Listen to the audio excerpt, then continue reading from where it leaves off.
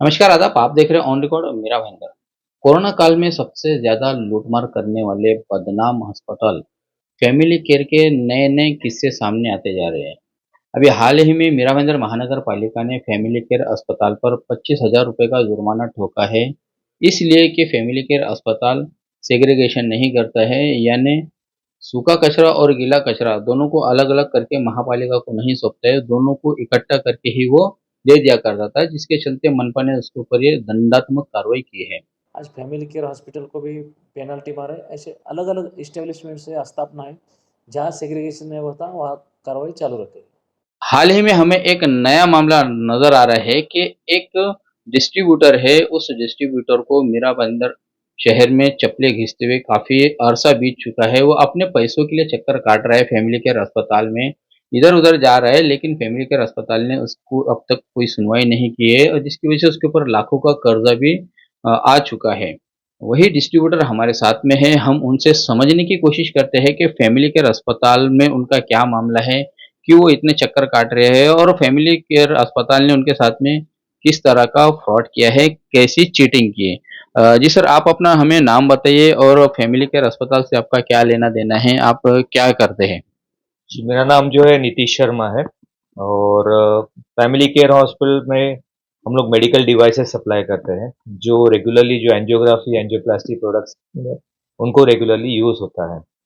जिसके अंदर ये सिलसिला चालू हुआ 2019 में जब हमने फैमिली केयर हॉस्पिटल चालू हुआ था। हमने उनके साथ मुलाकात की और एक रेट कॉन्ट्रैक्ट बना लिया और उसके बाद में हमने प्राइस फिक्स की और फिर एक पेमेंट टर्म्स भी डिस्कस किए। और हमें जब ऑर्डर आई तो हम ऑर्डर के सप्लाई करते गए। 2019 से हमने सप्लाई करना चालू किया था। जब तक तो वो बराबर रेगुलर में स्टॉक्स लेते थे, रेगुलर उनका पेमेंट आता था। उसके बाद में जब कोरोना पीरियड चालू हुआ, उसके बाद में हॉस्पिटल्स में काफ़ी मतलब केसेस कम हो गए, तो हमारी भी सप्लाई काफ़ी कम हो गई थी।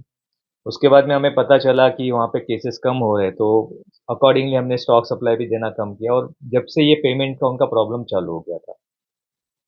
जब 2 साल हो गए उसके बाद में जब ये नॉर्मल सब सिचुएशन चालू हुई, उसके बाद में उन्होंने हमें बुलाया वापस दोबारा पेमेंट टर्म्स डिस्कस करने के लिए एंड 60 डेज़ का जो पेमेंट टर्म्स था उन्होंने बढ़ा के हमसे रिक्वेस्ट करके 90 डेज़ कर लिए। तब मैं तो मतलब इनिशियली मैंने रिस्ट्रिक्ट किया था, मैं बोला कि नहीं पॉसिबल नहीं क्योंकि हमारे पास इतना मार्जिन नहीं होता है। बट उनके रिक्वेस्ट के ऊपर हम लोग ने वो टर्म्स एक्सेप्ट किए बिकॉज़ उन्होंने बोला कि हम थोड़ा टाइम के लिए आप हमें सपोर्ट कीजिए, उसके बाद हम लोग रेगुलर वापस पेमेंट टर्म रेगुलर करेंगे। तो फिर मैंने उस पेमेंट टर्म्स को एक्सेप्ट करते हुए 90 डेज़ का उनको पेमेंट कर दिया। बट एक ही टर्म्स के ऊपर कि ये 90 डेज़ का 91 डेज़ नहीं होना चाहिए। तो उन्होंने एक्सेप्ट किया और हमने मटेरियल देना उनको चालू किया। इनिशियली कुछ पीरियड में वापस उनके वो पेमेंट टर्म्स कभी फुलफिल नहीं हुए, फॉलो नहीं हुए और जब हमने उनको ये एहसास दिलाया कि यार ये आप 90 डेज़ भी उसको फॉलो नहीं कर रहे हो, 90 डेज़ का 120 डेज़ होते जा रहा है, 150 डेज़ होते जा रहा है, तब जाके हमने जब उनको मटेरियल देना बंद कर दिया, सामान देना बंद किया, उनके केसेज़ अफ़ेक्ट हो रहे थे, तब उन्होंने थोड़ा-थोड़ा करके पार्ट पेमेंट रिलीज़ करना चालू किया। अब जब ये बात पता चली कि मतलब आउटस्टैंडिंग बहुत ज़्यादा बढ़ती जा रही है और पार्ट पेमेंट कंपैरेटिवली बहुत कम आ रहा है, हमने उनसे मुलाकात करने की कोशिश की। फिर वहाँ पे मिस्टर पांडु जो ओनर है, वो मिलने के लिए रेडी नहीं थे। उन्होंने मिस्टर मालपानी जो उनके सीएफओ हैं, उनसे हमसे मिलने के लिए कहा।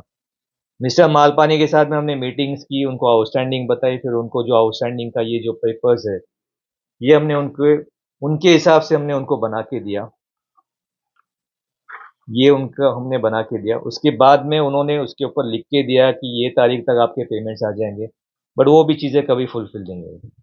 तब हमने कंप्लीटली मटेरियल देना बंद किया। फिर उन्होंने थोड़ा बड़ा अमाउंट हमको रिलीज़ किया और फिर जब उनको मटेरियल चाहिए था तब वो हमारे ऑफ़िस में आते थे, हमको इमीडिएट पेमेंट करते थे और हमसे मटेरियल लेके जाते थे। तब जाके डॉक्टर से भी फ़ोन आया तो हमने थोड़ा मटेरियल उनको देना चालू किया। लेकिन बाद में पता चलते गया कि काफ़ी पेमेंट्स का वहाँ पे इश्यूज़ है, स्टाफ्स के भी काफ़ी कंप्लेंट्स हैं, तो हमने फिर जाना बेहतरीन नहीं समझा एंड फिर हमने कंप्लीटली बंद किया। मिस्टर पांडु के वहाँ पे थाना में ऑफ़िस है, हम वहाँ पे जाके उनको मीटिंग्स किए। जब फर्स्ट टाइम गए तो वो वहाँ पे थे ही नहीं, उनके सिक्योरिटी गार्ड ने हमको अंदर जाने ही नहीं दिया।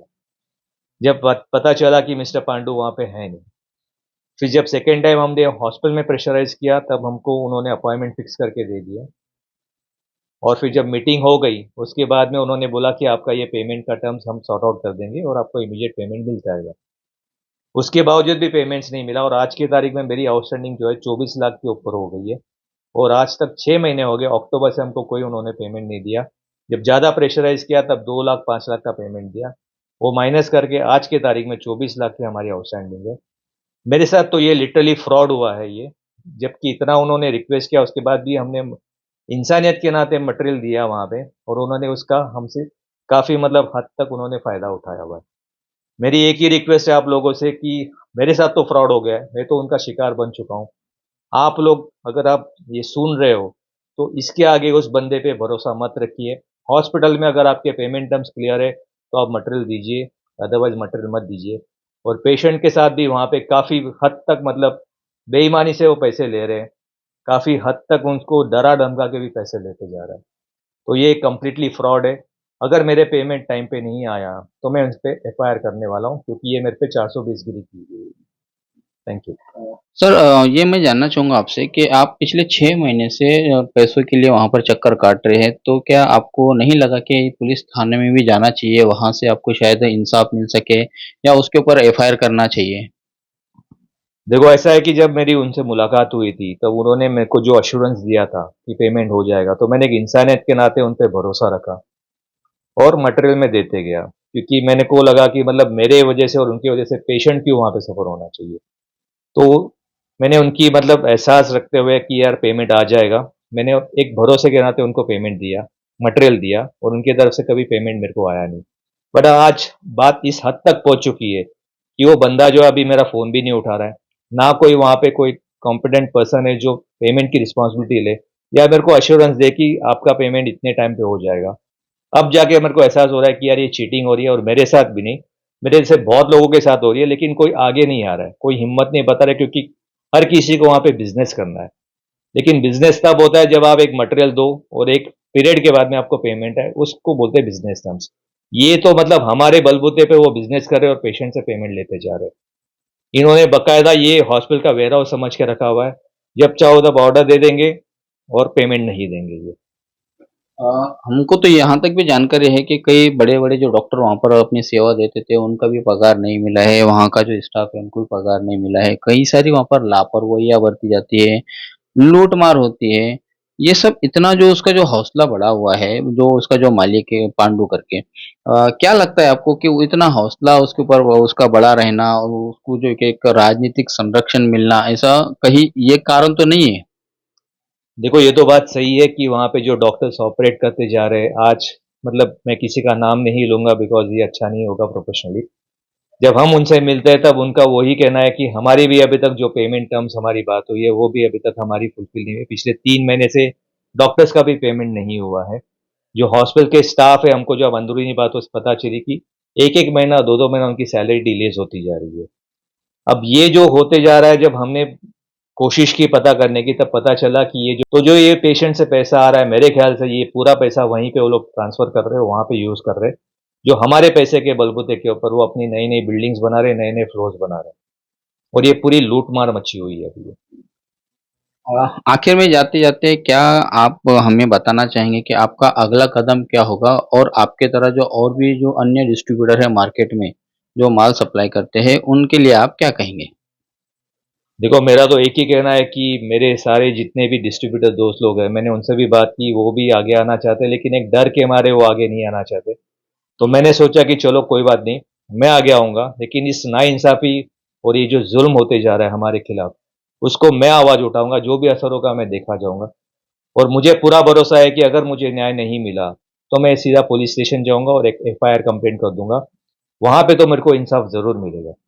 बस यही कहना चाहता हूँ मैं। मतलब आपने पूरी तरह से मन बना लिया है उस फैमिली केयर अस्पताल के खिलाफ में, उनके डायरेक्टर के खिलाफ में कि अब आपको जो कि कानूनी कार्रवाई उनके ऊपर करना है, अगर आपका पैसा नहीं मिलता है तो। जो आपके साथ में जो चीटिंग हुई है या जो फ्रॉड हुआ है इसको लेकर।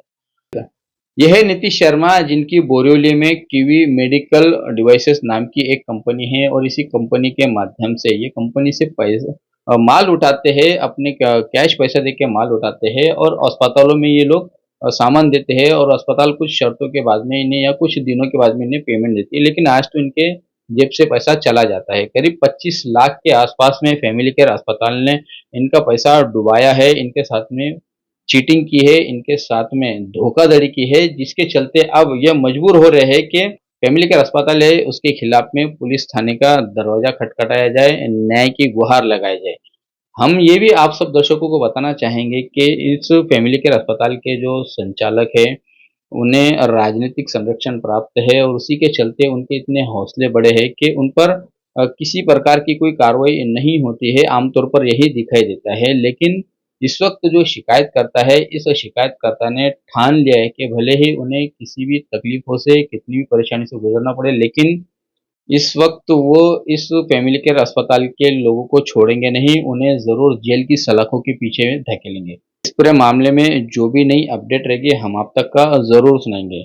आप देख रहे हैं कैमरामैन आरिफ कुरैशी और साबिर शेख के साथ ऑन रिकॉर्ड मेरा भाईंदर। धन्यवाद।